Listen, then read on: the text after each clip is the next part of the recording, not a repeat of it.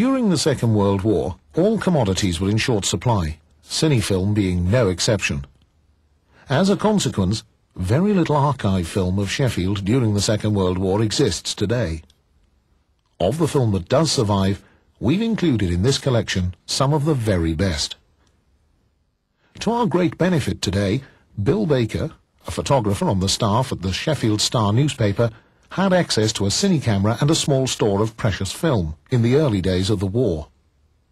He used this advantage to the full, making the most of the film stock he had to capture what happened in the wartime city. Perhaps most important of all, Bill Baker captured the devastated city centre soon after the Blitz of December 1940. Footage that brings home the full horror of 2 nights of concentrated German bombing. Without Bill Baker, Sheffield would have been deprived of this vital film record.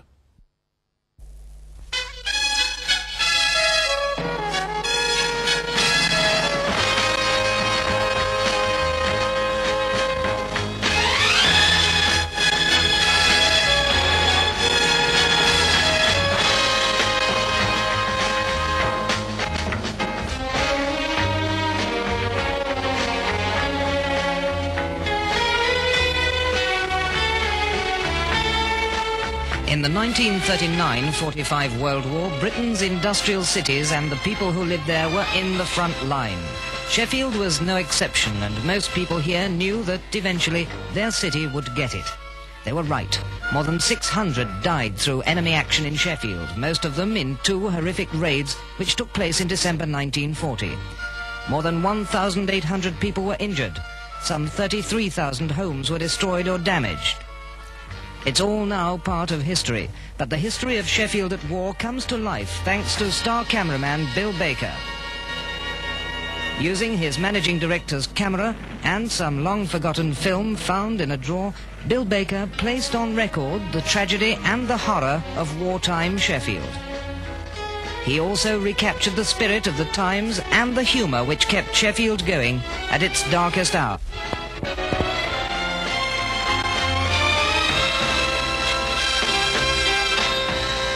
This then is Bill Baker's view of Sheffield at war.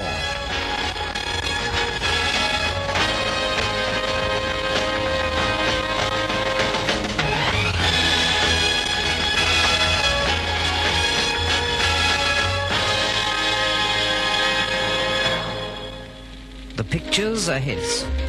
The words are as he described it many years later. Despite the ferocity of German attacks elsewhere in Britain, many people here were lulled into a false sense of security. They simply didn't believe that Sheffield would have to endure the sort of blitz that flattened Coventry. And so, on the night of December the 12th, 1940, the city centre was busy. The theatres, cinemas and dance halls were all crowded. Then came the sirens, and the blitz was on. The damage was incredible. Shops, offices, factories, homes, all turned to rubble.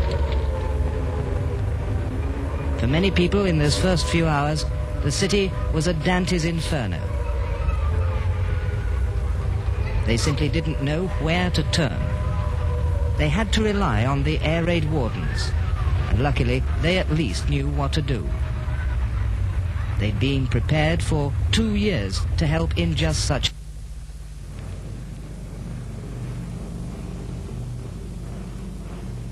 One of the fears that most people had at that time was poison gas. It was used in the First World War.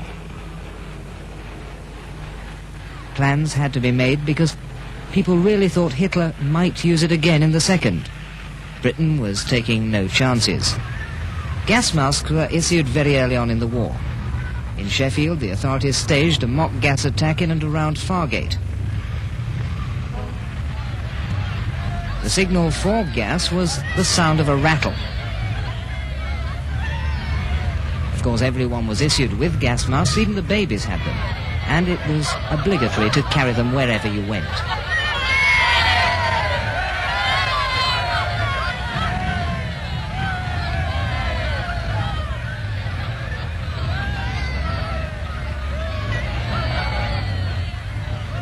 It was important that people should know that their gas masks would work. Obviously, no one could use gas to test them, so smoke canisters were used instead.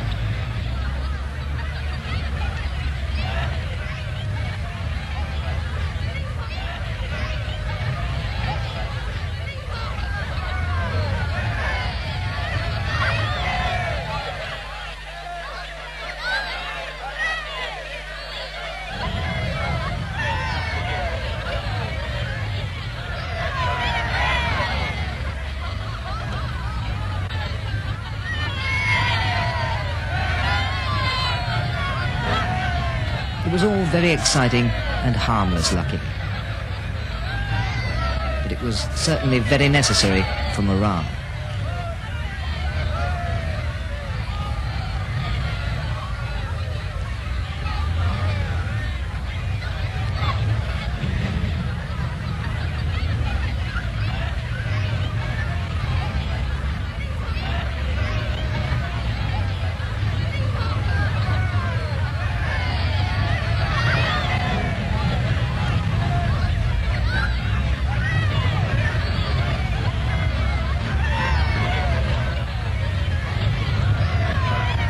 Alongside the parades, a display of aeroplanes gave an opportunity for local people to see the machines that were taking the war back to the Germans.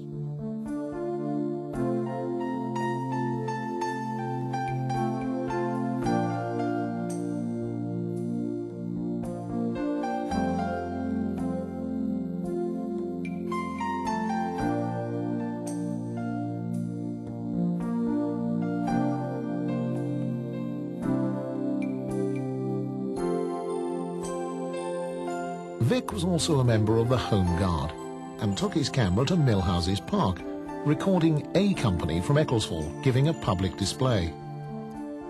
These real-life members of Dad's army may have been volunteers, but they were drilled as strictly as their regular comrades.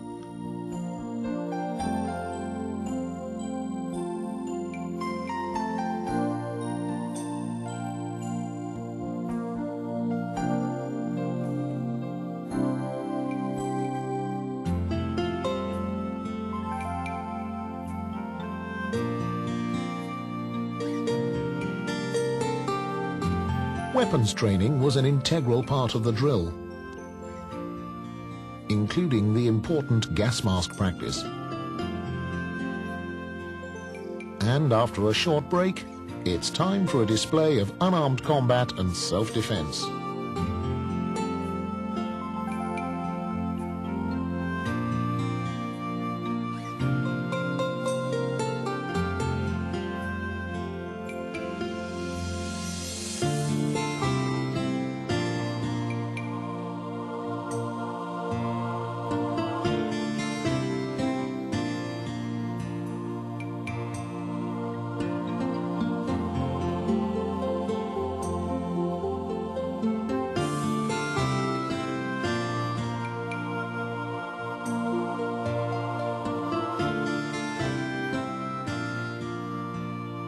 These displays demonstrated the full range of training needed by members of the Home Guard, always under the very real threat of the invasion of Britain.